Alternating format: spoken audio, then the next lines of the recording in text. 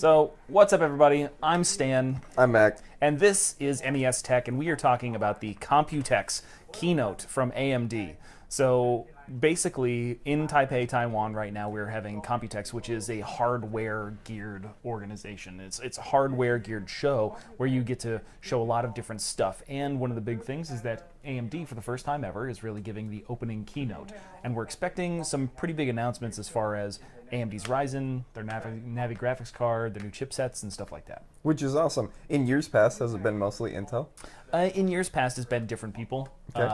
I don't necessarily know if it's been mostly Intel. However, the influence of AMD in this whole scheme of things has seemed to increase. They're certainly, as you can tell from my sadness over the last year, have become bigger fish. Well, we're going to see exactly how much sadder you get as things go. Oh. Yeah. So, how much sadder I get as things go? Yeah. No. What does AMD plan for the future other than world domination through affordable CPUs? well, I think that's plenty.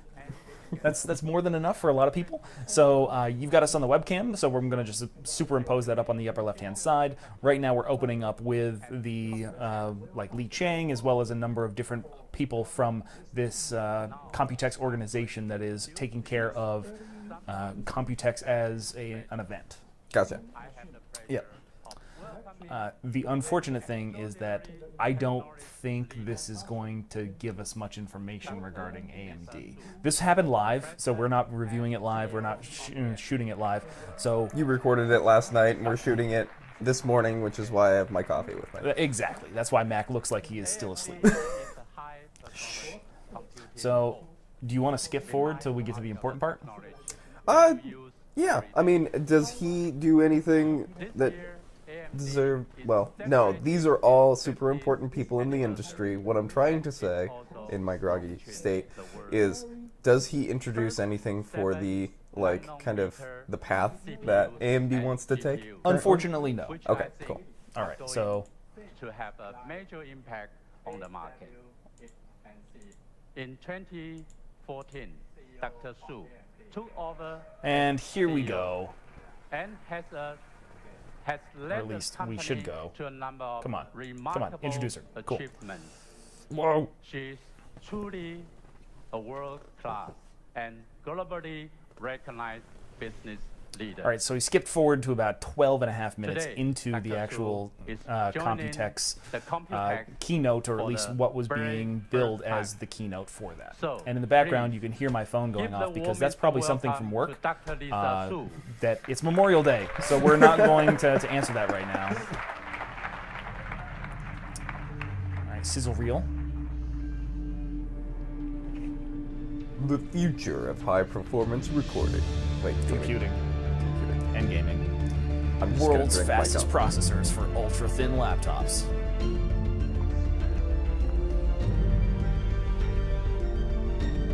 Most powerful desktop processor. Some VR. 7nm leadership. They are the first people to actually put out or theoretically, as this goes on, they're going to be the first to put out a commercially available desktop processor on 7nm. Architecting The future of gaming, which is the Google Stadia, the new PlayStation 5, and then probably the next generation Xbox, because AMD is currently the developer for the SoCs that are inside PlayStation 4, as well as Xbox One, Xbox One, Xbox One X, and all those. Right. Excess scale? So that seems to be kind of interesting.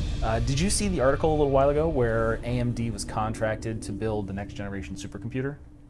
Yeah, that was as they were really doing the second generation stuff, right? So with the introduction of 7nm, they got a contract to basically help create the next generation of supercomputer, and then the thing that you just saw was like the scale that it has to be on. It is absolutely wonderful to be here in Taipei, opening up the Computex press conference. And I have to really thank the entire Computex committee, particularly Taitra and TCA, for inviting AMD to our first ever keynote here at Computex. You're such a It is an fanboy. incredible place Well, where we have okay. our industry I'm a fan partners of and all the high-performance members of the press computing at a together, valuable price. but I'd You know, also like a like good to dollar to welcome performance the global value. audience If I that is wanted, watching the all fastest over the chips, world I would on obviously go live stream. Intel. We However, truly I appreciate don't necessarily you want to joining spend us that today, much money. joining AMD, $1,000 joining bucks isn't that Computex, much. and Well, Walter said something interesting. If $1,000 we bucks really is a lot. try, It we was could our probably first drop that time on at food in a Computex. week. Actually, Yeah, AMD absolutely. comes to Computex every single Really year. expensive steakhouses and sushi. All the time. Anyway, And we computers. come to Computex every single year because this is the heart of the ecosystem in computing. Very true. But this is the first time we are officially invited to be a keynote here at Computex. So again, thank you very much. They haven't been big enough fish? Well, so this is the first time they've given a keynote at So, Computex. They've always Walter been to mentioned that Computex. as a Okay. company, But they haven't we actually given a speech celebrated that our announced 50th different hardware and stuff actually like just that. a few weeks ago on May 1st. And it's a big milestone for every technology company, and certainly a big milestone Oh yeah, they for hit 50 AMD. years. That's what it is. And This if you year? look at the Yep, history in of May. AMD, we've always had this vision. Our vision is to push technology to its limits. And it is all about industry first and introducing new technologies that haven't been introduced before. If you take a look at the first gigahertz CPU, that was introduced by AMD. Or the first gigahertz GPU, that was introduced by AMD. Also true. And more recently, we've really been focused on innovation in high-performance computing. So we introduced the first high-end desktop processor at 32 cores to really revolutionize the industry. And just earlier Highest this core count year, single CPU, we yeah. introduced the first 7-nanometer GPU. So Radeon lots 7. of technology, but as Which is basically exciting a scaled-up as the Vega. last 50 Or scaled years down were, Vega, technically. the next 50 years for technology is much, much more exciting. There's a tremendous demand for computing, and we really see two key areas. It's the demand for better experiences, so it's all of the devices that each one of us has, hundreds of devices that we interact with at work or play or through our daily lives. We want each one of those devices to be better. We want them to be more responsive. We want them to understand what we want, and that requires tremendous computing power. On the other side, we also have these hundreds of devices giving us lots and lots of data. And what are you going to do with all that data? We want that data to be smarter. We want that data to help us make decisions. And we want that data to help us make our lives more easy. And that is really the huge demand for more compute on the other side of the infrastructure. Now, at AMD, we have one goal in mind. Our one goal is to lead the industry. And that requires that we Haven't think done that in a long very time. differently about how to push So the envelope when would have in been the last time high-performance that computing. AMD was the leader? And since Probably we're would have been here before the amongst acquisition of our ATI friends and in the Taiwan Radeon who platform. control Right really so before much of the Intel ecosystem, pioneered the it is a hyper-threading tremendous thing. time to be So in high-performance AMD was markets. the first to introduce Really. multi-core, If like you look true Multi-core. across true data multi-core, center, but not or you look multi-thread. across gaming, Yeah. or you look across PCs, and they all of never really these had a lead in are the data centers. growth areas for us and areas where Maybe- new maybe technologies Opteron. can make a huge, Maybe. huge difference. And that was But one still of the just before things Intel's about like, being you know in what, we can do multi-core semiconductors too. is you have to make big bets. Big bets are what tell you, are you going to win or are you not going to win? And at AMD, we have been making some big bets. Our big bets so are Zen 2, around NAVI, high-performance leadership. Chiplet architecture. And high-performance leadership is not one You're or familiar two with things. chiplets, right? It's really a series of decisions Yeah, the new stuff that they came out that with were to made give the quartz. 3 to 5 years ago. So the that whole position idea, us that central for chip this year is the in interface, so like the 2019. Infinity Fabric that controls you the take a memory and look stuff at like some of that, those that's still at bets, 14 nanometer the or first 12 nanometer. is in process And then technology. the chiplets on the outside are at 7 nanometer. We've chosen So That those is are the the actual processing processing cores. cores. technology. Yeah. We want the best that the industry has to offer. And frankly, that's in 2019, that's 7-nanometer process technology. And we are extremely proud of partnering with TSMC because they do have the best technology in the industry. TSMC is actually working on a The 5 second nanometer bet right now. is around high Well, performance they're working cores. on the 5 nanometer node, and I cores think are they're really trying to the integrate it engines into of our like products. Apple's A13 And you want chip, those engines like their next to be generation of as modern phone, like and mobile capable as processor, possible. so that way they can get And so same or today we're improved going to talk performance to you on a lower power about our consumption, Zen 2 lower heat cores, dissipation, and we're like going to lower talk lower to heat you consumption. about our Production, NAVI whatever. products, and that gives you Early. an idea It is early. of our high-performance engines that will power the next decade. And the third piece is we have to put all of these things smartly together. And it doesn't mean just building large pieces of silicon. It really means putting the best technology in the best silicon, in the best package, in the best system. And that's what we call our chiplet architecture, because our chiplet architecture allows us to build an incredible set of products. Now, I told you Computex is an extremely exciting time for us. And this morning, we're going to talk about a lot of different things. We're going to give you a brief update on where we are with our data center products, the second generation Rome.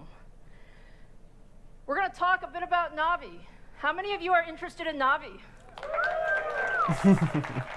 Everybody, because it's awesome. Yeah, We're well, gonna preview we don't know if Navi it's for you, awesome 'cause yet. it's an However, incredible product it's family the next for gaming. generation. Very hinted to And be then, awesome. Yeah, well, we'll find out. third generation AMD Ryzen CPUs. That's what I'm talking about.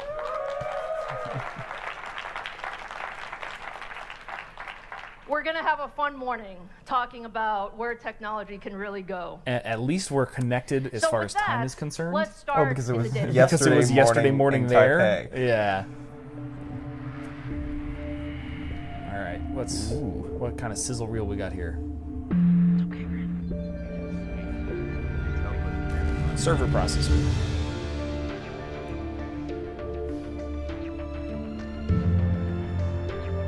Eight chiplets, so that's the 64 core, 128 thread. Which is insane. Yeah, it's absolutely crazy.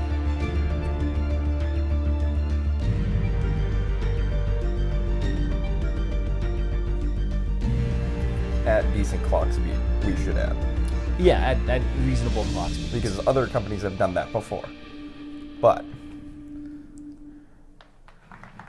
So the interesting thing about that is the supercomputing. So they're probably going to talk a little bit more about the contract that they just got and what that exciting. means. And what's exciting about it big is paychecks. the data Big center really paychecks. helps us solve the world's Do you remember toughest folding and at most home? important challenges. And when you I think do about not. So folding some at of the home most was a important program, and I scientific think it's still out problems in there, the where you could world, actually or have you your think about CPU high-performance running, computing, breaking or you think down about the tremendous proteins, growth in the so that way you cloud, can help assist or in like. all of the focus Oh, on yeah. machine learning. Yeah. Yeah. And you All could of run it these off a things PS3. need lots That and was one of lots the of big computing things. You could like horsepower. download the And program and that's let it run what in the it background. is So your just we've been PS3 could just focused chill on. there and compute and help contribute 2 to years like ago, Society. we Yeah, introduced it was really the EPYC a weird processor thing, family. but it was I EPYC ran it for was weeks on meant end sometimes. to really bring a new era in the data Interesting. center. Yeah. We wanted to change the rules. We wanted to allow people to use single socket or dual socket systems depending on their workloads.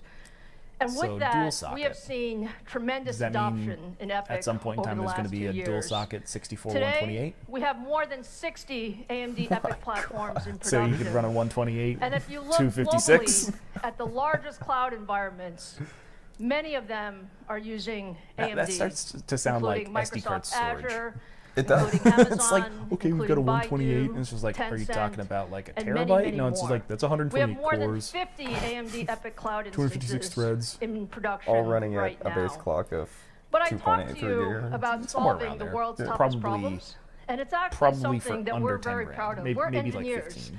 We like to solve problems. Depending. And just a And few weeks surprisingly ago, can be we were powered off, very, like, very honored everyday to power be sources. selected Yeah. for It probably It doesn't one of the take. most I had a challenging, monstrous server if case not back in the day the from most Intel challenging that supercomputer took in the world. 3 server power supplies. AMD was selected by Oak Ridge National Laboratories There we go. and the U.S. Department of Energy, together with Cray, to build a 1.5 exaflop supercomputer. That's 1.5 exaflops. What is an exaflop? I don't know. Do you have your phone on you? I will have to put down. It's using a future generation what of is- AMD what is an EPYC, and it's exaflop? using a future Exaflop? generation of our AMD Radeon Instinct. And the reason we EXA love it is because we know it's going to be incredibly challenging, but our goal in 2021 is to have the world's fastest supercomputer on AMD technology. And frankly, we're going to learn an incredible amount about how to build computers. You know but what's more insane? importantly, If they we are do going this to and they help actually all fulfill of the their scientists in the contract as far world as creating solve the world's some of these fastest tough supercomputer via challenges. AMD technology, So just take a look at what that means that people it's do even more with these manageable to create a supercomputers, please. supercomputer. Like, it's less expensive. Right. So more companies, more. We get excited about answers. In the end, to us, the technology's how we get to our answers, and that's what excites us. The evolution of AMD seems to be on task with how research computing moves forward. They help us reinvent how we're doing our science. High-performance computing is an incredibly important market because it's central to product development, to scientific research, to natural resource exploration, and now more so to the emerging How do we area of find more machine oil intelligence. thanks to We supercomputers? believe that supercomputing That's is so at the awful. forefront Yeah. of computer Yeah. architecture. Yet it is correct. And the innovations and technology that's driven into systems wind up defining the standard for the data center. Building a supercomputer doesn't change the world in and of itself. It's only when we put it in the hands of scientists and engineers that they can use that system to change the world. Frontier is going to change every aspect of our life, and we'll be better for it. Dude's super confident. The bacteria I he's study super right. have no cure, so Up detecting until, them you know, quickly Skynet. and Skynet, carefully absolutely. is really important for Would that be preventing like disease, Rynet? as they cause millions Powered of by dollars of Ryzen? damage every year. I'm Is it always too early fighting for to that? get more It and is more too early CPU for time that. on the cluster, and I with don't the wanna Epic think about that server, right now. I'm able to run a lot more jobs faster, and this is really key for getting my research done in a reasonable amount of time. Our engineers are proud that our technology What a will last be name. used to help analyze and progress the analysis of advanced weather modeling. I just thought that of was the advanced title. disease Yeah. research, understanding molecular Your job title is Paper genetic Master? disorders. I mean, don't know, that man. is the Seeing highest science evolution of actually Paperboy. get somewhere and actually be able to change the world in a positive way is how we're using this technology, and that's what keeps the scientists going. So An one exaflop. exaflop is a billion Is or that a exciting or what quintillion in terms of what you can calculations do with the per second. technology? A quintillion, so that's billion, So trillion, with that, quadrillion, let me bring you quintillion. to our first so announcement that's of the what, morning. 15 zeros? You saw what we can do in supercomputing capabilities, and what we're announcing today with Microsoft is we're bringing that supercomputing capability upscale into the Azure cloud. And the idea here is that we have Seems the like it should be ability 10 to- to have 10 the to the largest 15. cluster of EPIC CPUs, That's a petaflop. over 10,000 An CPUs exaflop is 10 to the that will 18. really 10 allow to the you 18. simulate Holy very, shit. very large tasks. And our What first do you- customer has remember already what a said that gigaflop they've was been able like? to What the get fuck is over a flop? 7,500 Absolutely. times speed up That was 10 to the 9. by using the Floating Azure cloud floating with point EPIC operations. compared to what they could do before. So I think that's pretty amazing, huh? I'll clap for that. Now, I also want to give you an update on our second generation EPIC processor, Rome. Rome is an incredible product. It's built on 7nm technology. It's up to 64 Zen 2 cores. It has incredible compute and I/O and bandwidth capability because of the way we architected this device. And when you look at what that means, what we see in our labs and in our customers' labs is we see up That's to pretty twice serious. the performance, 2x the performance per socket compared to our previous generation. Holy That's- shit. And on That's because of floating PCI point Express workloads, 4.0. we see up to 4x because of the floating point capability that we've put into Rome. Now, we're very, The very real question excited is about that how an Rome is doing in IPC the lab. increase And due to we 7 want to show nanometer, you some of how or is Rome that is 4x doing due here to at the Computex. multiplier of So cores? for that, let me invite Right, Forrest Norris because to the it stage. has the Because operation. you'd go 2x going from a 32 to a 64 anyway. Hey, Lisa. Good So where morning. do you get the other? Forrest runs our data center other business, multiple. and Forrest, let's That's give the our question. audience a preview And it says of how up to, Rome so is that doing. depends on what kind of Fantastic. operation Well, you're running. at CES back in January. Okay, so disclaimer, Lisa showed all the of world these the need to first be taken with a grain of performance salt. demo on Rome with a Because they are being single provided Rome by a company, processor they're not necessarily outperforming indicative what of a was, real at that world time, benchmark. A dual socket top-of-stack, best system from our competitor. And that was great. But today, I'm going to be showing you that same simulation on 2 Rome processors outperforming the top-of-line Cascade Lake 8280 processor, dual socket from Intel, just announced a month ago. And Rome, in a dual socket to dual socket comparison, over twice as fast on molecular dynamic simulation scenario. Yes. So it's not necessarily indicative of its overall speed capabilities, Forrest, but in that talk particular about what scenario. those nanoseconds were down there? The nanoseconds where we are simulating a protein that's part of HDL floating around in the bloodstream, and it's critically important to understand how it interacts with other chemicals in your body. And that simulation was simulation of nanoseconds of that progression of the molecule, 92,000 atoms. And it's such an incredibly complicated thing that even the speed of EPIC can only simulate about 20 nanoseconds a day, but that's twice as much as on Cascade Lake. So twice the performance on Rome than our previous generation, twice the performance of the 8280M, which is a $10,000 processor. And we have twice as many platforms in development that'll be ready so that customers, most importantly, can get the power of Rome into their hands, into their labs, into their businesses. Which is actually pretty cool. And the Forrest, fact that when are we they'll be, launching this product? We're launching this product they actually next have quarter. the manufacturing capability to back this, Absolutely. whereas Intel was getting shortages. they were getting shortages. But you've got to remember that they are such Thank a you, small Forrest. And I portion hope you guys of got that just a market preview of that how any excited ramp up we are is much with easier Rome. for them to do. Rome is going to be Gotcha. incredible, So, and like, it's going to you know, revolutionize the data center. it's So with that, the now other let's thing move into that the is a realm of 56 core, graphics and gaming. 112 thread, combination for the Xeon platform, but it costs like 25 grand. Right. And whereas the AMD is 128 256. And costs like 10 grand. Yeah. Somewhere around there. Yeah. So if you're talking about value, instead of doing it based on IPC efficiencies as well as increased frequencies, you're most likely going to see a lower clocked 64 just so that way you Higher can reduce. core. Yeah, so you can reduce power consumption and things like that. But And now heat. Lots of heat, yeah. Because those chiplets are probably, even though they're 7 nanometer, you're stacking them super close together, and you've got. Oh, server rooms have like giant cooling systems. Yeah. I mean, we have one server at work, Yeah. and it just bakes all day. Very true. We have to put an AC in the room. Right. So now we're on to How many of you love Radeon. Radeon? We love Radeon. And what we say is Radeon is really everywhere. So if you think about it, today, there are over 400 million gamers that game on Radeon. Over 400 million. And when you look across the PC form factor, notebooks, You've got to Apple remember iMac, platforms. MacBook So Pro platform. products. But When you look across got a the point. game I mean, consoles really, with Intel Sony and Microsoft, doesn't and most do that? recently, They really don't you do saw that. Google Yeah. announce that they're starting They their have PC gaming, cloud and gaming laptops and technologies things like that, using but they don't AMD. have the GPU really components get of the it, sense and that they don't have Radeon any place in is the console everywhere. market. So it's And either one of the it's things either I say, and I say very, very often, PC gaming is AMD for, just loves gamers. Processor only.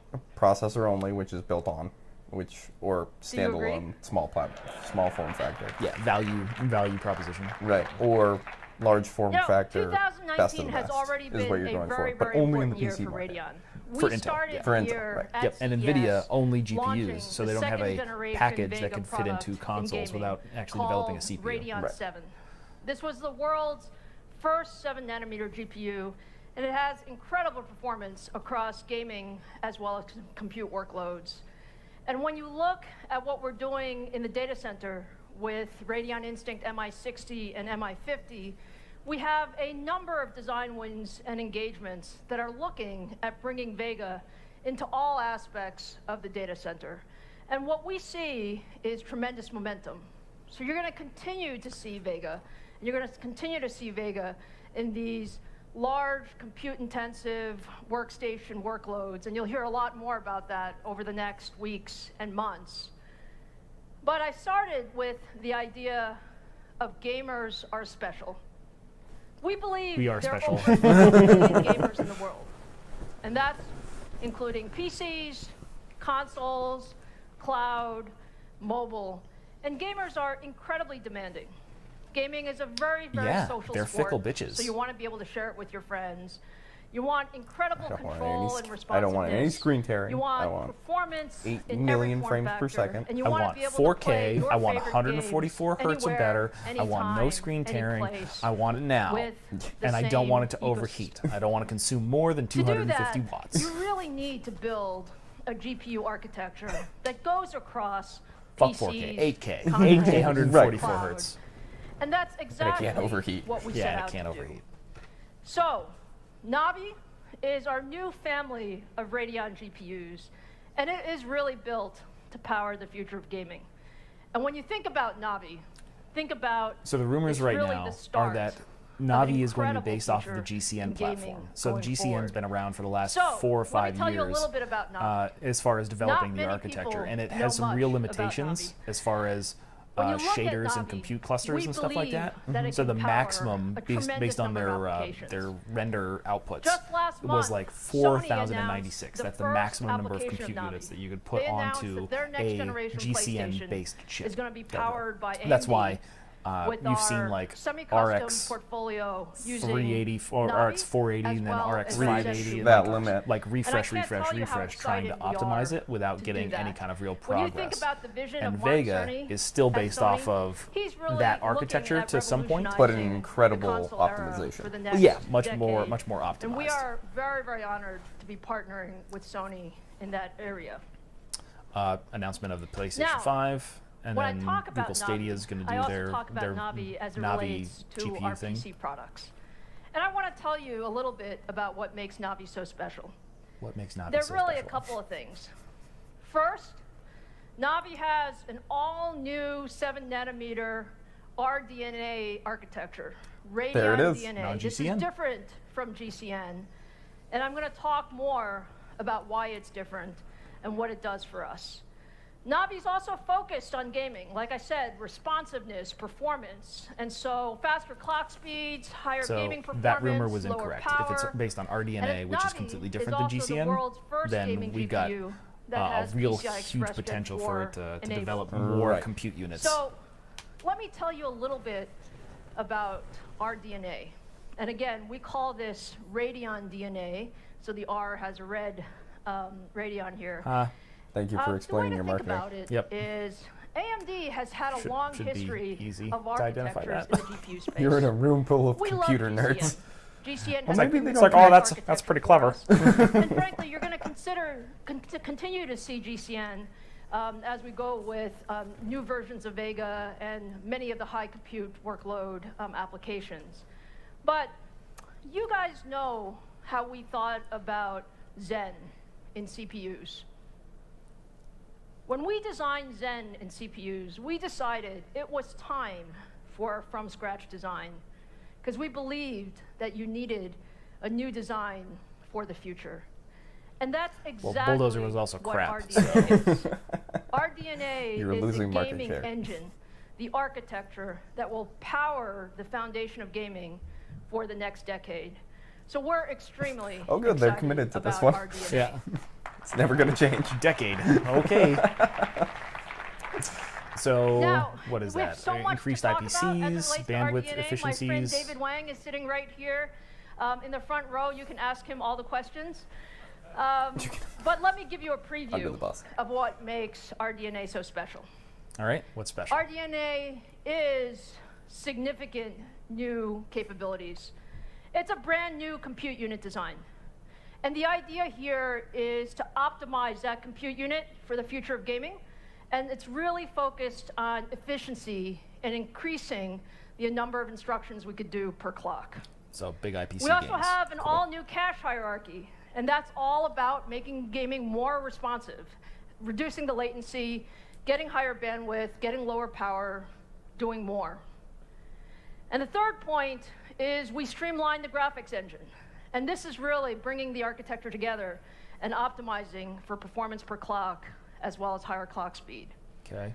So when you put all that together, let me just give you a couple of numbers so you get an idea of how special RDNA is. Lay it on us. When you look at the architectural improvements of RDNA in our first generation compared to our Vega gaming generation, what we see is 1.25x performance per clock.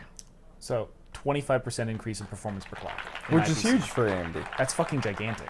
That's... So the way to think about this is that's architectural And efficiency. they lowered their Every clock power cycle, consumption. You get more performance because of those 1.5x compute engines performance and how per we've watt. optimized So that would be a the pipeline. 25% reduction And in then power when you over put Vega. that together, both the architecture, Roughly. the design Roughly. capability, as well So as the if you're process talking about at technology, this, let's we're call seeing Vega 1.5x at or like a 300 higher watt, performance per and watt yeah, 300 watts, you get capability on the roughly new 1080 Navi Ti products as a result performance of RDNA. in an average game.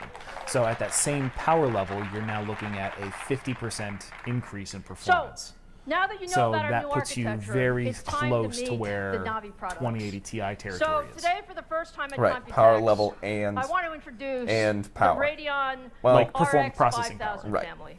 I mean, And I don't the have a RX benchmark for 5000 the difference family between actually a is 1080 Ti, named like in honor of AMD's a Vega 50th 64 at birthday. 2080 Ti, So 50 like frame rates and stuff like that. is the year So we're not going to do start RTX the new enabled. architecture of RDNA. What's the difference between So a let me introduce you Vega to the 64 first Navi versus GPU. 2080 Ti? Ooh, we get a demo. Oh, nope, we get the actual chip. Cool. The RX 5000. Well, it's not 9,000. Yeah. Well, He's going to throw it at the crowd. 7-nanometer architecture, Cheap. Whoops. RDNA, I thought the other guy RX got up. 5000. And some of you may say, this chip actually looks pretty small. We like it It's not all about size. It's small, but it has incredible performance in it. Somebody had to so say it. you're going to yeah, see a well, lot that's what she said. of these Navi GPUs very, very But soon. that's also a big thing compared to Now, the with size that, of the we also Turing want dies. to show you Navi in Those things action. were fucking so, Scott, gigantic, come on back and out that's here. what brought them up to power consumption and heat limits. Right. Hi, Lisa. Hi, Scott. So Scott runs our Radeon All gaming business unit, and I think So- Scott has the most fun job in the company. There's no doubt about it. I have the most fun job in the company. My kids always think that I just go to work and game, so I So are appreciate we, He which are actually we does just comparing? go to Let's work go and game. practical FPS. It should be towards the All bottom right, of that. Scott, what are we going to Right, show so we're our doing a fans 2080 here? Ti Yeah, look, I'm very versus super a excited 64. to Vega show 64. the world today Just a standard- Navi running for the very There's first no time, other- a real there's no live other game Oh, option. there's Demo 64 and LC. benchmark. And I don't And know on anything behalf of all about the those. AMD engineers cool. that have worked on the Navi product family, we are super excited to get this in the hands of So- gamers very, very All soon. right. So what we're seeing on So the screen behind right me, you'll now see that Chris is over the there has already RX started the 5000 benchmark versus running. This the is Strange RTX Brigade. It's running on 2070 2 in Strange GPUs. Brigade On your left on is the RTX their 2070, and on the right on their on the screen benchmark is our that's built brand into new their Radeon baked-in RX benchmark. 5700 So series it GPU. looks like Strange roughly Brigade is a a co-op third-person shooter game. a 10 It's designed to play with your 17 friends. You can, FPS fight minotaurs, increase. fight So I got for 101 on scorpions, the you know, left, also 117 on the solve right. and You blow know, stuff it dips up, below which 100, and is this my one's favorite staying part. around I love 110 blowing for the stuff up. AMD Radeon And then you can series. see as the benchmark comes to a close here, you'll see the scores right behind me shortly. This is what I'm very extremely proud of our engineering team. You'll see that on average, the RX 5700 GPU beats our competition by roughly 10% performance in this very early edition of the game demo. So I'm super excited about that. At Thank you. RTX 2070 level. Yeah, no ray tracing or anything along those lines, but the Scott has RX too much fun playing 5700 games all the time, but Scott, versus our the fans 2070. want to So know- the this is a Navi 2070 preview. is what? This is a Navi $500 preview. So our price point fans wanna GPU? know, Right. when can Depending they get if their hands on you Navi? can get, Well, it's gonna you be know, a very Founders soon. Edition. So we will be If they're, launching I think they're everywhere doing in the base world model the Founders retail Edition. So if you e-tailer go Founders Edition, it's a available in $499 July. And so I'm GPU. very excited So for the that. 5700 needs to provide that 10% increase in performance, probably at a maybe, price point I'll somewhere also around tell everybody, if you want to $450. learn more about Navi, for all the Because gamers on the depending stream on and here that in the situation, audience, but they're saying that you can come and either watch it on stream live, E3? or if you're at the E3 trade show on June 10th. Okay, yeah. 3 So p.m. June 10th they're going to Pacific, do a we will lot be more talking on the about 5700, all the good but details, including price points, performance, products, plural. So and if it's also all the new products, features inside of we're probably RDNA, going all the to see technical features that a we're putting in 5800? the game. 5600, And, 5700, excited to announce 5800. today some and maybe a exclusive game 5900, content from our game No. or maybe a partners. Up on stage with 5850. us, Oh, I would Lisa. love a 5850. You used to have a Oh my 5850. god! Really fun time Oh, on June 10th. I would buy one. Fantastic. Thank you so much, Hands Scott. down, See you at buy E3. Thanks, Bob. Appreciate it. The one, the classic AMD style of screw power and Oh yeah, heat. just So that's consume it a little all bit of a and just preview of raw what performance. You would Yes. have in store for you for I need a new NAVI platform and our because it'd be RDNA based on. architecture. It would probably take Now, full let's turn advantage our of PCIe attention 4. to the PC market. That's what they said. Navi is a PCI Express 4.0. Which other cards through NVIDIA have advertised PCIe 4? Oh no, PCIe 3. They are PCI 3. They are PCIe 3 now, and then some are like 3, like the High Express. Yeah, something like that. So where was our benchmarks line? So the benchmarks line, 2080 Ti it versus really the Vega depends. 64. So these are good examples. So say Counter-Strike Global Offensive, not a very in-depth game. However, if you're doing simple calculations, it looks like the 2080 Ti 247 many of you love and PCs? the Vega 64 223. So actually not a huge difference there. But those are PCs typically an running on a incredible form relatively factor, low if you really resolution, think about very it. simple And shaders, AMD and most love of the Oh, yeah. most of the So guys that are you running look that are running it today, at like there are over 1080p, so that way they can 1.5 get billion max PC frame users. rates. Exactly. They're looking Look for at what people 240 do hertz with of that. So PCs. again, They not basically very do everything. detailed oriented Whether video it's game. for What about gaming, something like The Witcher gaming, or like something a little bit more entertainment, intense? Content creation. The PC This website form doesn't have factor that. has How about lasted Fortnite? a Okay, long time Fortnite. because of Well, all of its Fortnite, a capability. much bigger difference. And for many of 183 for us the who are in the 2080 and then ecosystem, 137 we actually for the believe Vega 64. that there Okay, are so hundreds that's a of millions difference of roughly PCs 30, that can Well, be upgraded so to be if you cut that in half, it's going to be smarter, 70 frames. more The difference is capable, actually so more it's about efficient, 38%. and more intuitive. 30% over and a the past 38% few increase in years, performance, and AMD that's if has we're actually talking about a invested consumption on a per heavily in the watt PC basis. market. Right.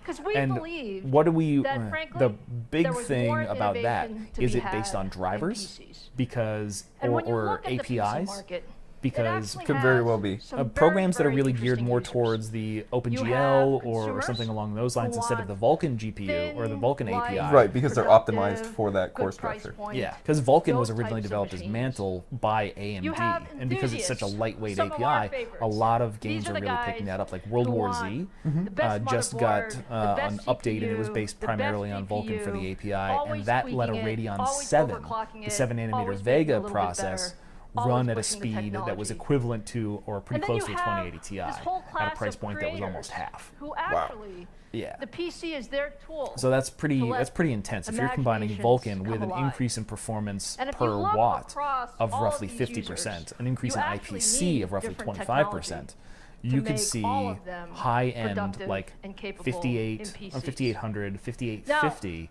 what or does that mean to 5900, AMD? That 5950 actually means the at PC market like 2080 Ti or more beyond. than almost Right, any but then other you start market looking at the actual requires a calculations tremendous for ecosystem. like a benchmark And that through ecosystem MSI and requires stuff our like that, partners or Afterburner, to or work whatever. extremely closely together to bring that it- to the market. You know, just So I can video think of render, no you're better talking way to talk 605 about the frames PC per market second to than really 196. recognizing Microsoft Jesus. Yeah. as the most So important let's partner see. for not All just right. AMD, So but for all of us in the PC ecosystem. And their vision, together with looks like our this part of the collective keynote is going to efforts, be about really OEMs drives that are tremendous innovation. that are So partnering with that, with AMD. Let me welcome my first guest, Roanne Sones, to the stage. Microsoft. How are you? Lovely. Thank you for having me. Roanne, Could her thank you pants so be any much for higher? being here I with don't us think at so. Computex. I mean, that's pandas? First inaugural AMD Maybe? keynote at Computex. That's a really Big interesting deal. shirt. Thank you, thank you. They're little Well, tiny look, pieces I of said it silicon. before, but I'll say it again. Microsoft is the heart What an of odd the die PC shape. ecosystem. Can you tell us a little bit about Microsoft's vision around PCs? All right. Yeah, absolutely. I mean, Windows is integrated So into the service. a lot of people stack up the fabric of our lives, 2080 you know, from versus home, the school, to 2080 work. Versus the Vega You know, 64. it's integrated into mission critical So systems. let's see. Rather than the healthcare, to 2080 Ti. finance, Yep. to governments, the world. You know, and so if I Alright, so take let's see a if we can look get some back at our actual frame rate stuff for responsibilities, you we have to guys keep it safe based and on. secure, but It looks like I'm also on Tech provides Radar. A huge opportunity for growth. And I have to say thank you to you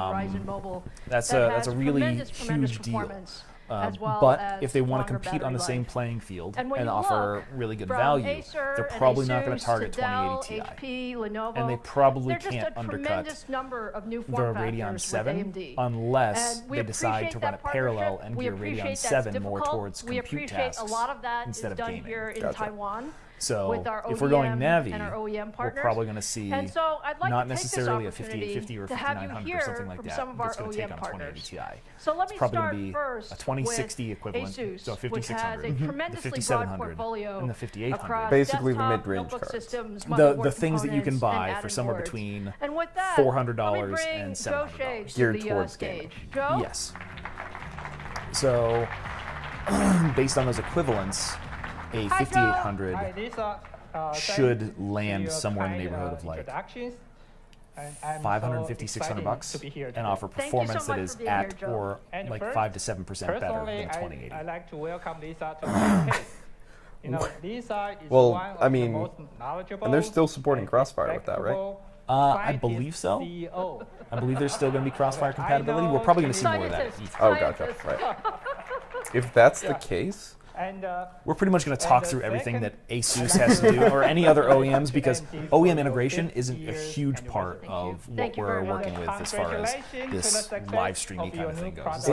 It's like it's great. You know, I'm really excited that ASUS is going to be producing, you know, X570 boards. We already know that's going to happen. that's going to happen. They're already. We're not going to support AMDs anymore. Just blanket. They're probably going to have an ASUS laptop that is powered by Radeon and powered by Ryzen at that same time. And then they're probably, they've been pretty forthcoming with their support for the 3000 series chips. So you've got BIOS updates that are available for like a whole shit ton of ASUS boards. Awesome. Yeah, but we're gonna talk pretty much to that, because the interesting thing is what we just learned about, you know, RDNA. Right, the new structure for the GPUs. Right. So what are you thinking about it? I'm thinking that it's, again, over the last year, I've thought a lot about where my stance on Intel and NVIDIA is, and if you can get the same performance, I'm kind of getting on board with you. If you can get the same performance, if I think Crossfire cards, even if it's because 2 cards is at a power consumption deficit, I'm going to get 2080 Ti or better. You're still paying $1,200, one way or the other. Yeah, we are very true. excited because Right? it's one of, So, it will be one of the if first that's the systems case, with 3rd generation I will have to Ryzen upgrade to CPUs. something that can So thank you, support Joe. that kind of platform. So AMD's system with one of these new X570 series motherboards, and then some sort of AMD processor, which you might have lying around. I mean, maybe. It all really depends on how the announcement goes, like what the option is, because the big rumor for the Ryzen 3000 is that there's going to be a 16-core 32-thread card. Just a few. So, yeah. Stan has his hand on his credit card like it's a pistol in the Wild Wild West. I'm just waiting for somebody to say pre-orders available, and then it'll be there. It'll be done. You're like, yeah, no, just charge me when it comes in. It'll be fine. It doesn't matter. I don't need a receipt. Well, so let's right now you're running a 4970. I am running a 4970. Yeah, you're running a 4970. So quad core, 8 thread, DDR3. Yep. Which is, it's not a bad system at all. No, as far as the clock speeds, we're going to probably have to delit it at some point in time. To get any higher, but right now I can overclock it to 4.6 and it'll be quite happy doing any video gaming. Yeah, which just gets a bit toasty. It does have like the biggest 360 rad that you can put on it. Yeah, when you built it like 5 years ago. Oh, yeah, when I built it 5 years ago, it could probably do with a nicer CPU block. Exactly. Yeah. New technologies and whatnot. Thank you for the partnership with it ASUS, was and you can tell there's a too tremendous amount of expensive. excitement. Yeah, it was a touch expensive. It was a touch expensive. But you recently upgraded your graphics card, so now you've got a GTX 1080. So overall, 4K gaming is a possibility, but you can crush 1080 and 1440. So that's not really a huge deal. What would you have to gain by moving to an AMD platform as far as CPU? As far as CPU, one of the biggest things for me over Intel is going to be Thank you so much for being here. PCI Express Lanes built onto the processor. That's been a big limitation for me in my CPU in particular, where you get your X16 slot, for which obviously I'm going to use for my graphics card.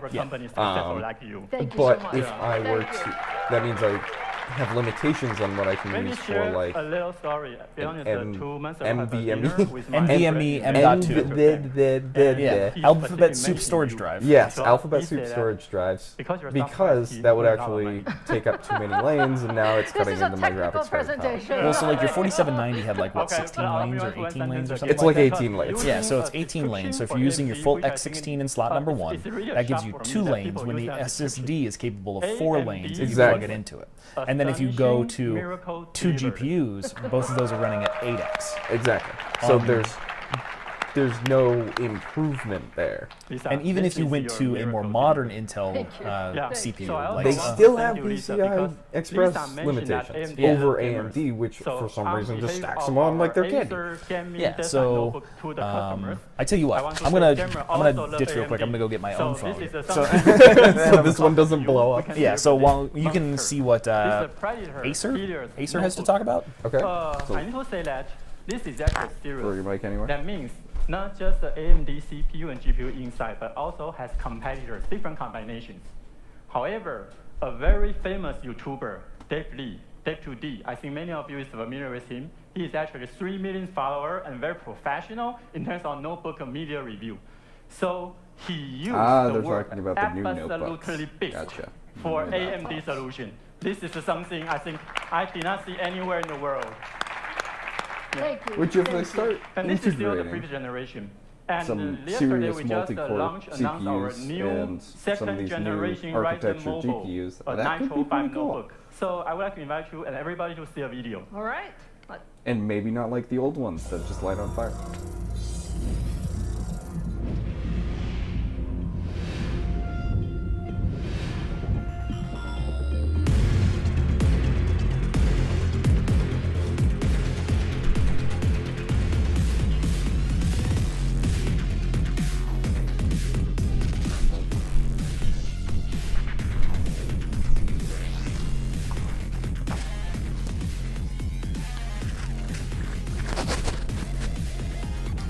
I think this was recording something weird while I was gone. The waveform looks all super weird. Maybe it was just like the hum of the fans. It could be the hum of the fans. I was talking a little bit. That looks great, Jerry. I don't know about you. Acer just said that they are always about ultimate supremacy in their gaming laptops. Tell me why you Okay. Okay. A final solution. A final solution. Exactly. Computers. Not sure if that's the case.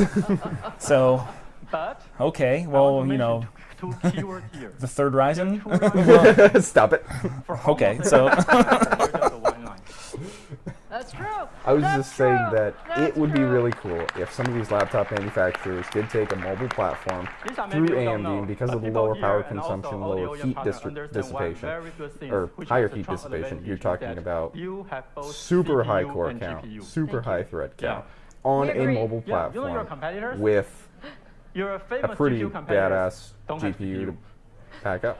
Well, so as far as what I think Acer produces the Predator lineup, like a Helios, which includes a Ryzen, like it's an 8-core 16-thread mobile CPU that clocks up to like the mid-3s as far as turbo boost, and they packed in a Vega mobile processor as well. That's like a $1,500 laptop, which just full-on Radeon powered stuff. But that's still Zen Plus, so that's 12 nanometer mobile. Right. And that's old school 64. So we're probably not going to see like this Nitro 5. This Nitro 5 is all that just recently released, but they're going to try to get to new stuff that goes along with it. And as far as the new stuff, we're probably not going to see 7 nanometer mobile until 2020. In addition to that, when they have time to implement everything. Exactly, because you're talking about super low power consumption, super low TDP in terms of that. So you've got to take what is going to be, I don't know, like an average AMD CPU runs somewhere between 65 and 105 watts. Yep. So if you wanted to fit like either high clock count 8 to 16s, 8 16s, or maybe something bigger than that, like a 1632, into a mobile platform, it's going to have to consume like 45 watts or less. That's a TravelMate series and Veriton series, our Chromebook, and also our which is kind of crazy. Series. It would be kind of that would be absolutely insane. It really would. Well, if you think about it, top of the line stuff. I mean, And AMD represents a significant. They could very in that portion, realistically also on the have second a, side. Thank you. Yeah. you know, the desktop processors are running at And, 105. you know, in Acer, let's say for the top end. we always talking about the less Chop that down representation mobile, of the where statement they we call on limit the portfolio use is, of, what or do the you know? speed of cores depending on best? tasks. The best is like yet to something come. like Yeah, throttling. the best is yet to Yes, come. they do now. And taking the opportunity, I'm going to introduce everybody. Based that, on tuning and firmware, they could do that. We will Yeah, be so, very soon. Would it be as follow effective Lisa as something Sister's with a lower core count, instruction higher about clock when we're speed? going to launch. That's the question. Well, I mean, you could go the Alienware It's a route. secret. They produced a I know, so, 9900K for the next 30 socketable minutes, it's CPU. okay. Yes, they did. That's 30 Which we minutes. saw. I think Okay. Linus did a We're talking video about water cooling desktop. it with Steve from Pioneer Gamers Nexus. and So Nitro I'll put like a equipped little with the third blurb up in the generation corner of the Ryzen video, so desktop if you guys want to go processor, check that and out, also you can the do that. NAVI. It was pretty funny. It was entertaining. That's for sure. So let's see. And ladies and gentlemen, this is the first AMD plus AMD 7nm plus 7nm. And Yeah, can I say Matisse? the Third 9900K generation still only has desktop 16 processor PCI Express lanes plus dedicated on the NAVI. chip. Everything else runs And from most the important, it is motherboard. A plus A. The second A means Acer. Thank you For so Intel? much. Thank you. Thank you. Thank you, Jerry. Damn it. Thank you for your partnership. They've got to realize that's a All limitation. right, fantastic. Oh, they Well, obviously it's know it's a wonderful limitation. To hear from our Yeah, but with the partners. current They are, architecture they have, truly, that's truly what they get to special. work with. But Yep. it's time to get That's part of back it. to our products. And so I'm extremely, extremely Well, excited actually, for this I was next part making our fun of presentation. AMD for the refresh on their graphics cards. Yep. But Intel's been doing that with their main stuff, processors. It's been 14 nanometers since 6000 series. Yes. So we're on plus plus plus. I'm pretty sure it's plus plus plus right now. Verging on another plus. Yep. Send you. The max number of PCI Express lanes on the 9900K, 16. 16. Ugh, it's so brutal. You can totally take full advantage of your video card. We promise. Just one. Well, the funny thing is that up until the introduction of touring, you didn't really have the option to take full advantage of PCI Express 3.0.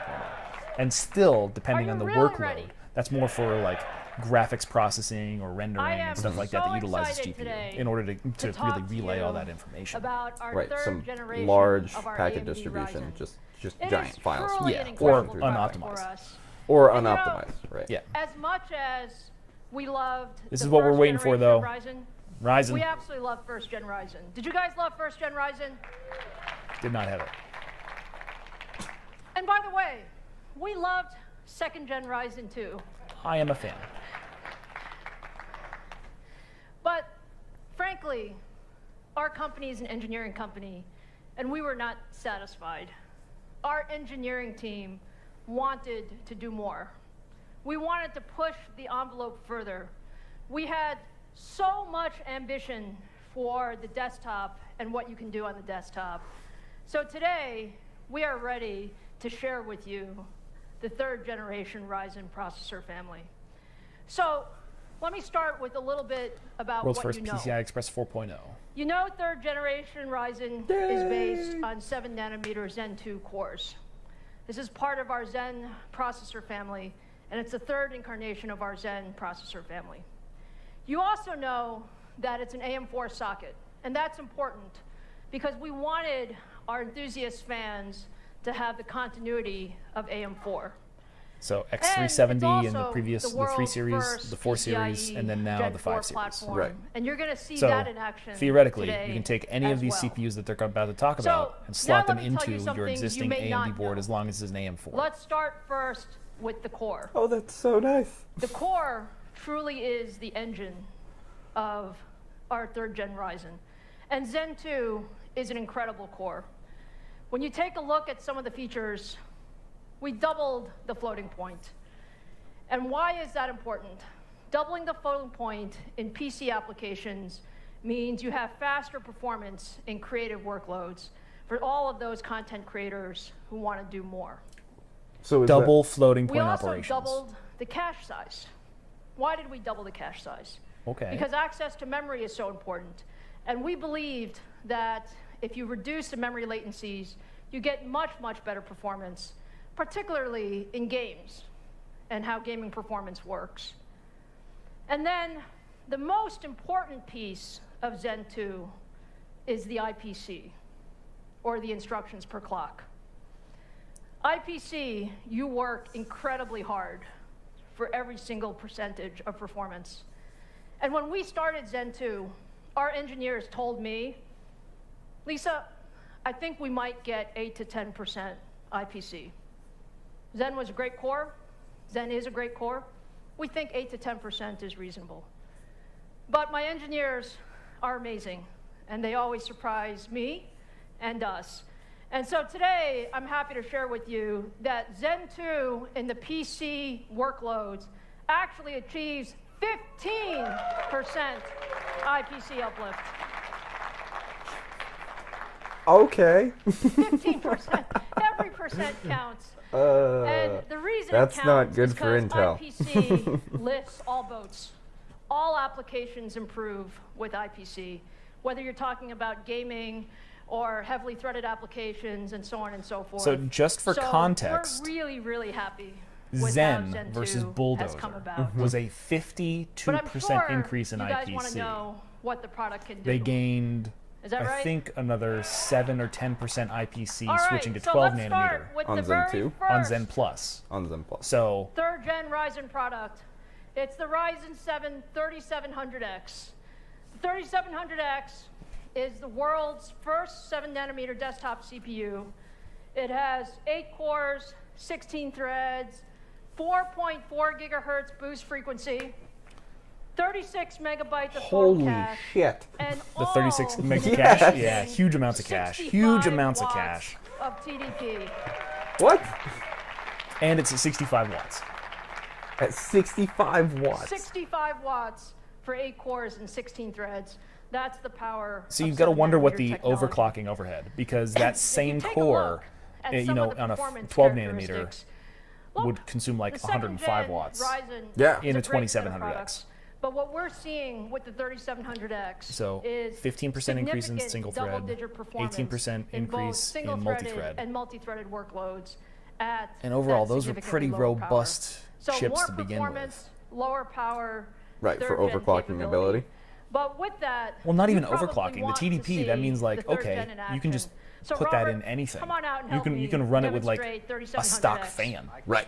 and you'll get up to up to All 4.4 right, Robert, what are we gonna gigahertz on show? turbo. So Right, it's not we've got gonna Cinebench throttle R20 itself based running, on- and Yeah. I was thinking So back to my what is our time as a comparison reviewer, here? Looking at AMD's K7 and K8 architectures, long time ago. And we've used Cinebench for over 15 years to reliably and quickly test the performance of a processor. And now we're on Cinebench R20, which came out just last month. And what you'll see on your right is the 3700 versus a Ryzen 7 9700. So that's an 3700X 8-core, 8-thread versus, machine on the left, versus 8 the Core cores i7 and 16 threads. 9700K.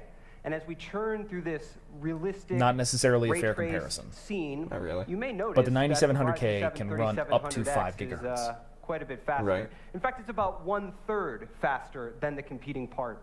And that's really a testament to the compute performance of Zen 2 and the density that the 7-nanometer false Zen 2 equivalency. architecture brings to a chip.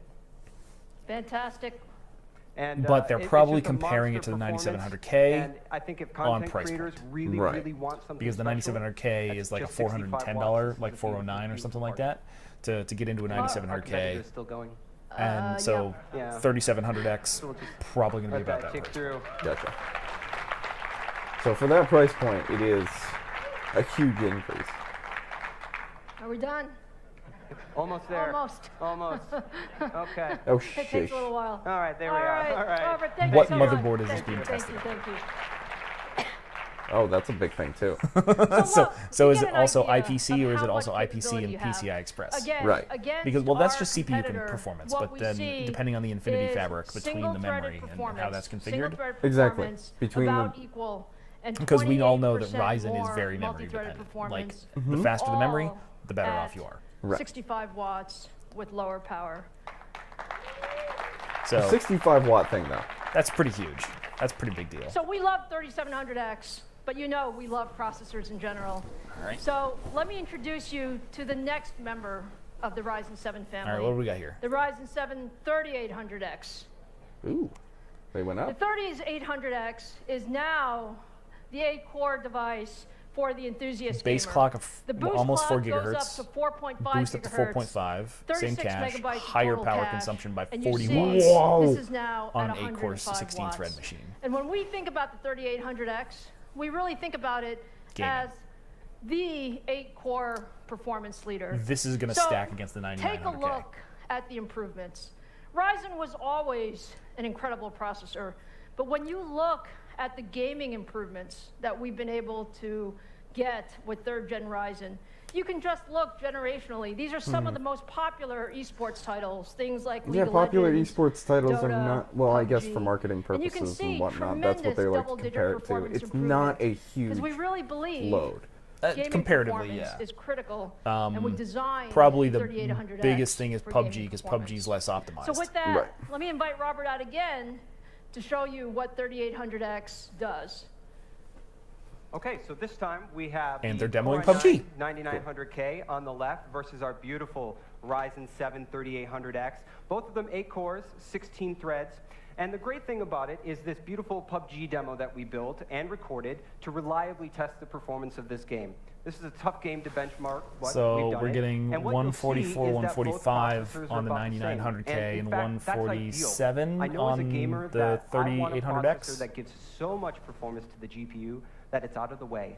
I don't even have to worry about the fact that So, my GPU is things we being don't know about bottlenecked this by the demo. processor. Resolution, So the Ryzen 7 3800X, you know, if like- you're looking for a chip that gives you the performance you need for That's, those yeah, high-end we don't know GPUs, anything about that. this I is would it. have to It's the best assume game that in for these town. kind of frame And if you rates, add in it's all the other 1080p. technologies, Right. Lisa, like And even Gen at super 4 high and resolutions, 7 essentially what nanometer, he's saying, it's the only choice. it seems is that Fantastic. All right. the idea behind the 3800X is you want it to be fast enough so that way it's all GPU Now, limited. what we It's not said dependent at about all Our on solution is the it's CPU. not just about the processor. Like the CPU is fast It enough so really that is that way about the system. the So GPU is what we pulling want the to show workload you in the next, memory. Robert's going to help It's me. not We're gonna waiting show for the you information. The 3800X with the But new again, we NAVI don't know if they're testing Radeon on RX X570. We don't know if they're 5700 testing with series PCI Express X570 4.0 and motherboard, how this is going to be and with a impacted by older tremendous amount motherboards. of I/O capability using PCI Express Gen 4. So this is actually the world's first PCI Express Gen 4 ready gaming PC and demo. So Robert, let's show our crowd. Absolutely. So we built 2 systems. On your left, a 9900K, PCI Gen 3 2080 Ti. system, and on your right, exclusively and uniquely from AMD, a PCI Gen 4 system. And this is running the upcoming 3D Mark PCI Express feature test. Not an which is available designed benchmark, to so you can't answer compare the it. question, how much extra graphics performance can you get from PCI Gen 4 versus Gen 3? And the answer is clear, and it's large. Up to 69% more performance for graphics from having Okay. PCI Gen 4. That which seems you like can a look at big, bandwidth very AMD. audacious goal. Let's take a look at that bandwidth. It's 69% increase in performance due to matching PCI Express 4.0. So PCI Express 4.0 capable graphics and this is just and a really great CPU. demonstration of what Gen 4 can do for gamers, and you think about how that might help games in the future. And that's raw Fantastic. performance Robert, potential. Thank you so much. Thank you so much. So when you take a look at the new Ryzen 7 family, 3rd gen, this is what your takeaway should be. When you look at Ryzen 3700X or 3800X, in single-threaded, we are at or better than the competition. In multi-threaded, Interesting. we are significantly better than the competition. And this is Also the power interesting. of Zen 2, the power of our chiplet architecture, and the power of bringing that all together in the ecosystem. So that's Ryzen 7. Where did your processor go? Yeah. So I don't see any 16 we also cores. have a broad ecosystem ready for our 3rd gen Ryzen. Don't see it. And when That you would look be at very this, I disappointing really if they don't wanna increase. thank our partners. Don't have anything Our partners have really brought forward multi-core, over like high multi-core. 56 new motherboards, X570s at So launch. 56, so and then thank they've got you for 100. that. They say they've got 100 compatible previous generation. So 300 And we series and have 400 100 series. plus motherboards that are already Ryzen ready for 3rd generation. So that's our commitment to the AM4 platform. And so all of you will have access to that broad ecosystem. Now, I do We have were making one fun more of thing for you this Intel morning. for having 16 PCI Express lanes. The 2700X only has Do I have 20. one more thing? So 16 for the dedicated graphics lanes. And then 4. enough for an NVMe drive. Yes. Everybody That has seems been logical. wondering is AMD going to bring more than 8 cores? They fucking better, to the otherwise it's a 3rd-gen waste. Ryzen desktop processor family. And today, I'm very happy to say the answer is absolutely yes. I think they gave it away. Well, yeah, they didn't show the people like with this. Okay, beyond 8 AMD cores. is pushing gaming What does this beyond mean? 8 cores. And today, Ryzen 9, I am yep. so proud to introduce the new AMD We assumed this was going to Ryzen happen 9 in November. family.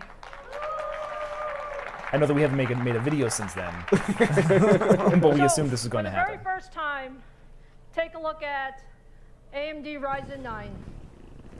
Is this beautiful? 2 or what? chiplets. Oh my god! All right. When I showed this at CES, many on the internet wondered, because I had 1 core chiplet, whether we had room for the 2nd core chiplet. Yeah, we assumed yes, you do. And the answer is we absolutely have room, and this enables us to bring Ryzen 9 to the market. Great. Next. So awkward. Oh, I wish you weren't so fucking awkward, But I bud. also love products and showing products off. So let me talk about Ryzen 9. Okay. The Oh, Ryzen 9 3900X is the absolutely first mainstream desktop processor with 12 cores and 24 threads. And what you see that's so special here is 4.6 this is gigahertz. That's the no highest clock speed boost that they've compromise got. Base level product. 3.8. We have That's 4.6 huge, but- gigahertz boost, 70 megabytes of total cache, and it's all in 105 Did you say 70? watts. 70. Holy fuck. And it's at 105 watts? And when we say no compromise, we mean that it is a phenomenal multi-threaded CPU, but it's a phenomenal gaming CPU as well. So with that, let me invite Robert back to show off the performance of our 3900X. Robert? 105 watts. For my last and final 105 trick, watts. I'm going to take socket AM4, AMD socket AM4 against Intel's HEDT socket. This is a $1,200 processor on the left. So this is versus the X299 AMD Ryzen versus 9 AM4. 3900X on your right. And we're And the running 9920X Blender, is which like trusted by 1,000, many 1,200 bucks? content creators to evaluate looks like 3D Blender. rendering performance. And it's just a really great content creation tool. And what you see from every box is a processing thread. And as we come to the finish, the difference is clear. We Weren't they finished just in about talking about how 32 they seconds reliably versus the use- competitor's 38 seconds. And that's about an 18% performance improvement for AMD, and we're going core Yeah, core, okay. 12 versus More 12, coffee. which means Yeah. Zen 2 is The other simply CPU benchmark that we always use. Cinebench. Cinebench. Thank you. Yeah. I guess they want to keep things Can I new say and we different. love to win? Take a look at what we're doing with the Ryzen 9 3900X. We have double-digit improvement in single-thread performance, significant improvement in multi-threaded performance. And take a look at the power. Our competition is at 165 watts. Yeah. And we are at 105 watts. Single thread, and they're claiming 14% overhead. Well, that the look great or 9920X, well, the base clock speed for that thing is way higher. It is way lower. So I know it all looks great, but I know now you're wondering, how much does this cost? When am I going to be able to get Yeah, the 9920X is So 3.5 now, base let's up go to there. 4.5. At AMD, we believe in bringing the best technology to our And fans it's got 19 and to our ecosystem. it's got 19.25 and that's megabytes the of way we think about it. 3rd gen Ryzen is amazing. When you Well, look at the 3700X, so 3700X. when you look at more performance, lower power, all of that versus our competition, what we believe is the price point for an entry-level 8-core device should be $329. 320 bucks, huh?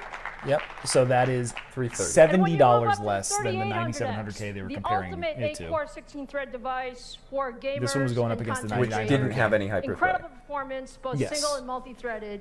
We also Which believe, doesn't matter anyway because again, it's we you're never want going as to use many hyper-threading people ever to again have if you this care as about your personal possible. data. So this will retail 3800X. for $399. So that's $100 less than the 9900K. And finally, finally, the Ryzen 9 family. We love this guy. We love this guy because we love that we can bring something to the market that nobody has ever done before. In Based 12 on the pricing, cores, 24 $500. threads. You saw, Robert, we compared against our competition whose device is more than $1,100. But we $11.99 on that Newegg. we want as many people as possible to have the Ryzen 9 And that's on 3900X. That's on So AM4. That is when on mainstream this side. goes I can on take that sale, and it pop will it into retail the for Asus Crosshair 7, Crosshair 6 that I currently have. $500. $500. That's half the price. That's half the I price paid of our $500 competition for my processor. For your with much, 4790, much yeah. more performance. I actually paid $600 So now for you my want to know processor. when Fuck, you can bro. get this all. Well, it was And when not you put in all stock. this together, what you see is the All right, AM4 so it's not a platform 16-thread unit. has been amazing. 16 core. Take a look 16 at core. what we have So done 12 threads, over 24, the last 12 cores, 2 24 years. threads. So take When we about started the first 15% off, Ryzen, 15 to we 20% off your thought it was expectations. amazing. Yeah. But in just a little over 2 years, we have brought the performance at the $499 price But point up 32% Because it's at 105 single-threaded, TDP. double in multi-threaded performance, and increase the core count from 8 to 12 cores. At AMD, we call that innovation, and I hope you see this is what technology leadership is all about. Clap, clap, clap, clap, clap. Absolutely. So now you want to know when you can get third generation Ryzen? Yep. I am very, very proud to tell I gotta you pre-order it. that all of these processors go on shelf on July 7th. On shelves. 7/7. That's delivery date. First 7-nanometer desktop CPU on 7/7 for all of you.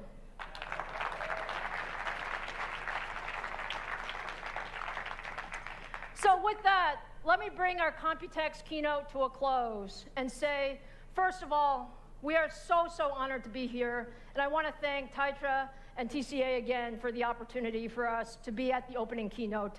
It has been an incredible day. It's never been a better time to be in the high-performance computing world, and we are so, so appreciative of the support of all of our fans and all of our ecosystem partners.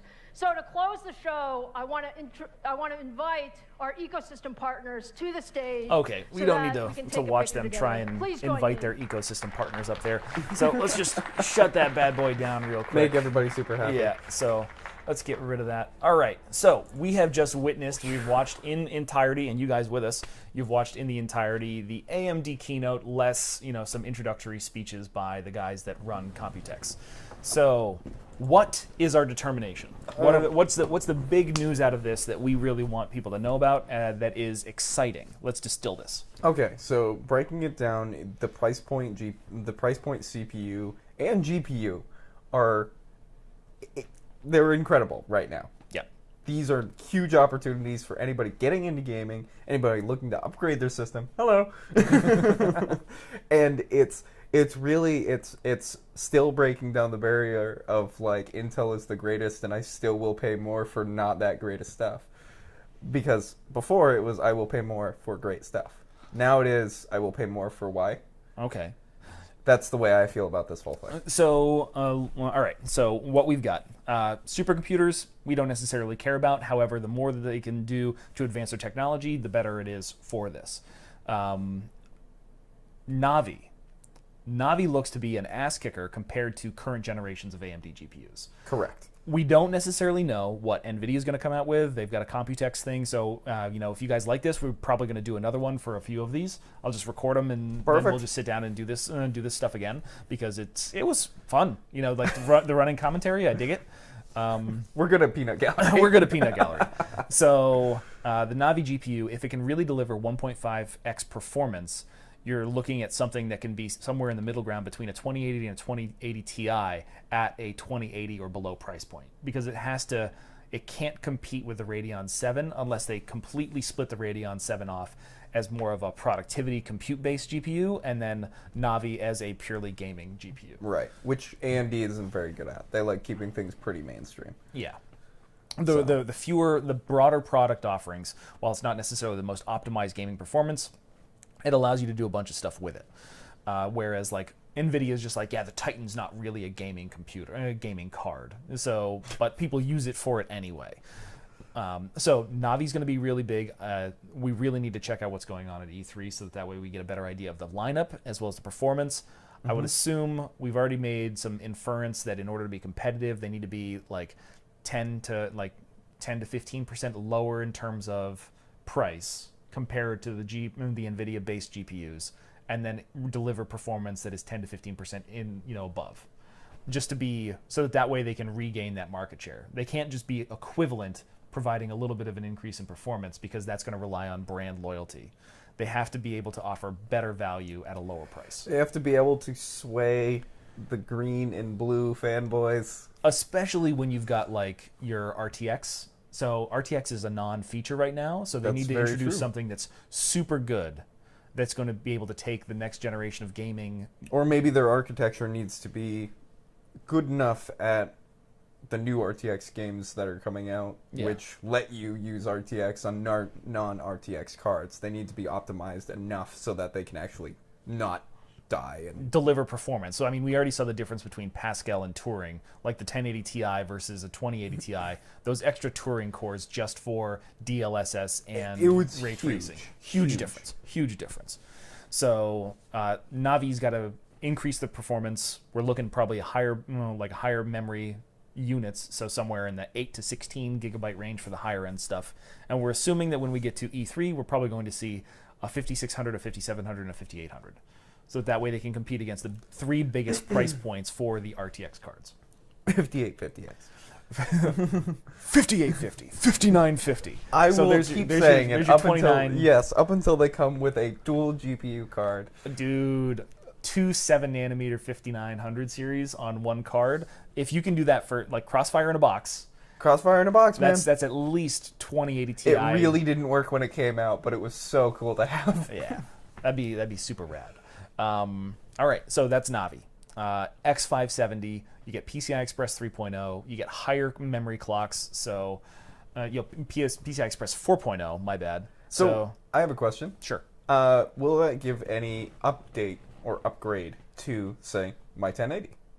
So it wouldn't give any increase in performance to your current graphics card. Because the way it's made and the firmware that's on it, the actual pass-through and buffer speed is not high enough to take advantage of PCI Express 4. If anything, it would utilize less lanes for that kind of data. So it'd be easier for it to make its way through, but it wouldn't necessarily, you're probably not going to choke it anytime soon. Right. So its actual raw capability of producing that kind of content is the limitation. So PCI Express 4.0, not necessarily a big deal as far as GPUs until we get more like the Radeon, the RX 5000 series, which is actually going to take advantage of PCI Express 4.0, and it's got to be a really high-end one for that. NVIDIA still has to do their keynote, so we don't necessarily know if they're going to be introducing anything PCI Express 4.0 capable. Doesn't matter, they have no lanes anyway. So where are we going to see the biggest increase?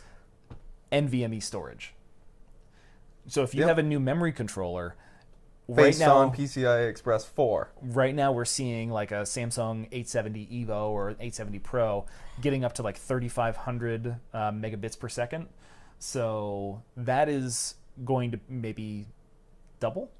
I still have a turtle drive in my computer. Yeah, so on next generation SSDs, I think Linus has got a video out there as well where he's talking about Corsair has already sent him like a notification about their PCI Express 4.0 capable drive. I'll just pop that up in the corner so that way you guys can take a look at that. But that's like 5,000 megabits per second. So like 5 gigabits per second. So if we divide that by 8, you're down in the neighborhood of like, my God. You're pretty much a gigabyte, like 1 gigabyte per second. That's a little redonkulous. Just to give you guys an idea, the video that I recorded last night, that was roughly 4 gigabytes. It took me somewhere in the neighborhood of like a minute and a half to transfer that on USB 3.0 to a flash drive. So that video would be done in 1, 2, 3 now. Like that entire transfer. How fucking cool is that? So Express 4.0, I think, is going to have the biggest impact on storage to begin with. Oh, yeah. Your operating systems, instantaneous. Oh, my God. And Boot speeds, any sort of loading video games, if you had an NVMe that's big enough. If you use that as a cache drive where it stores everything in between, that is a huge advantage. And that's probably what PlayStation 5 is going to be using. Ooh. PCI Express 4.0 with a Capable specific controller for that, right. which is where they probably got their 15 times increase in storage speed. And you could basically play video games, like up to 100 gigabyte size games, with no loading screens and no loading time. Because they're just pulling directly into what would feasibly be RAM. Yeah. Air quotes. Yeah, air quotes, sure. But essentially, at that kind of transfer speeds, It you're is not far RAM, off. right. You're not far off at all. Okay, so PCI Express 4.0, huge once it's taken advantage of. Do you need to get it this year? No. No. Okay. For anybody that doesn't want to shell out every dollar they have in their pocket, I'm judging from new SSD stuff in the past, or hard drive stuff at all, it's ridiculously expensive. Yep. Up until your buddy comes into the shop the other day and goes, I just picked up a 1 terabyte SSD 860 for like $100. And I'm like, I spent $400 on my 240 gig 3 years ago. Yep. So, yay, technology. Navi 7 nanometer. Yes. Do you need to get it now? You do. We need to get more information. I am not going to get a 5700. An RX 5700 is not a good enough benchmark because the GTX 2070 doesn't really appeal to me as far as performance. So I've already got a 1080 inside the work computer that's behind us. I've got the 1080 Ti, which I can swap over into there if I really want to get serious with rendering and stuff like that. Mm-hmm. So it needs to be able to provide a sizable increase in performance at a very good value. So Right. I'm really looking, in order to get a Radeon-based graphics card, something that is Radeon 7 or better, which is like 2080 Ti level, at $1,000. At 600. Like I want to get I want 2080 performance for $600 bucks. Well, don't we all? yeah, I know. Well, so like if we just go check out a base RTX 2080, how much is that going to cost right now? So let's just do a little bit of a Google search right here. Google search. RTX, not TRTX, RTX 2080. So an RTX 2080, just first result that we kind of get is somewhere in the neighborhood of like $700 on Amazon, and that's for just a regular gigabyte base level card. Oh, see, that's not nearly as bad as I thought it was. Yeah, so $699. So you're going to have an RX 5800 that is delivering 7 to 10% more performance than a 2080 for $100 less. 600 to 600 and somewhere between 575 and 625. Yep. Like 579.99 would be fucking amazing. That would be amazing if it could do a Stan's percentage. going into his marketing brain. Well, it's just what makes sense because, again, they've got to make market share. And if it's going to be on a much easier to produce platform as far as the 7 nanometer is concerned, it might be a little bit easier to do that kind of production. Right. But AMD's got to win on value. That's where they get it. Well, because that's what they've always done. Because they're not going to do it on features. They're not going to do it on RTX. This would be crazy if they do start winning back some of their fan base. Because that's going to be big. Processors are those things that you need to get this year. I'm going to get a 3900X because that's what it's gonna take. What's gonna happen? And I might actually pick up a 5700, like the newest generation of Crosshair 5700, for that chip because that's PCI Express 4.0. So it's going to be the same board that I currently have in my desktop. It'll be really, really good for what you use it for. That's the idea, but it also becomes a platform that we can like test stuff on. Right. Because I can take a 370 with a 3900X and a 570 with a 3900X and see what kind of performance differences we get with the same hardware across. Exactly. So whereas you can't really do that right now with Intel stuff. No, I mean you can't even do that within 2 generations. Right. So like 7700 doesn't work with 8700, and 8700 barely works with 9700 because the power requirements on the new chips are so high. Crazy. So if you're looking to get into 8-core 16 threads, then get a 2700 right now because they're stupid cheap. They're like $210 for an 8-core 16 thread machine. You don't necessarily need to go to 7 nanometer unless you want super low power. So if you want, again, link in the description for 2700 on Amazon right now for $210. If you're looking to get the performance, I think that you've got to go straight to 3900X. Yeah, that would be the realistic performance increase, because otherwise you're looking at what? It was 10-15% over. Yeah, so IPC. So it was 15% IPC increase, and then you've got a bigger increase in clock speeds, but you're still turboing to 4.5 on a 2700 or 2700X. You're not going to overclock it to more than like 4.1, 4.2 all core. Right. So these are probably going to be easier to overclock, especially at the lower power consumption. But you're going to pay an extra $100 to $150 premium, and if you have an existing X370, B350, X470, B450, something along those lines, where you have the ability to overclock it, you're not going to get the benefit of PCI Express 4.0, which is the real big draw of the 3000 series. The new processors. As well as the increased memory frequency. So, and the 70 megabytes of cache on the fucking whatever. Yeah, well, the cache is going to be... What is my cache on mine? Hold on. I don't know, like 12. 12 8, megabytes. Something along those lines. It's stupid. So if we're talking about after Computex, what did we want to see? We wanted to see 16 cores, 32 threads. We did not get that. But we did get 12 cores, 24 threads, which means that those chiplets, because those have 8 cores per chiplet, so 2 CCXs per. Right. They're basically taking the 3 most optimum cores per CCX and using those so that way they can increase the clock speed and increase the performance while maintaining a lower power. So it's just like they did on the 2600 or the 2600X. They had, they turned off the one that performs the worst, which allows everything else to elevate. 8 meg. 8 meg of cache on the 4790, which was the Devil's Canyon hotness back in the day. So if you're going to get the latest and greatest, regardless of whether you have a 370 or a 300 series, a 400 series motherboard, or you want to get a 500 series, you got to go 3900X.